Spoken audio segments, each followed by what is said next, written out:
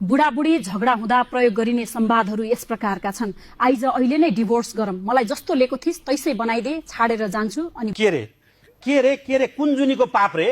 म जस्तो बुढी पाउन त भाग्यमा लेखेर आएको हुनुपर्छ, बुझिस्?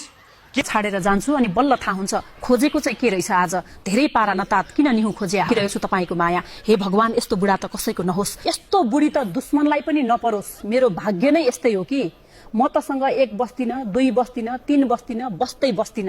म अबदेखि एक्लै बस्छु, आफै काम गर्छु, मलाई कोही चाहिँदैन, न माइती न त मेरो अब कोही छैन पनि, चाहिँदैन पनि।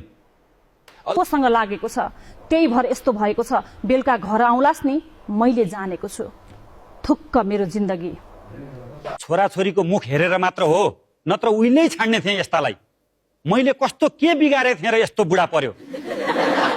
कस्ता कस्ता केटाहरू माग्न आएको थियो, यस्तालाई बिहे गरे, कुन जुनीको पाप भोग्दैछु हे भगवान। बाउले झुक्याएर बिहे गर्दै हो नि, नत्र कस्ता कता केटीहरू हेर्न गएको थिएँ, यस्तीलाई बिहे गरेँ, ठुलो भुल गरेँ हे प्रभु परमेश्वर। तपाईहरू पनि आफ्नो बुढा वा बुढीसँग झगडा हुँदा कुन डायलग बढी प्रयोग गर्नुहुन्छ? कमेन्टमा लेख्नुहोला। धन्यवाद।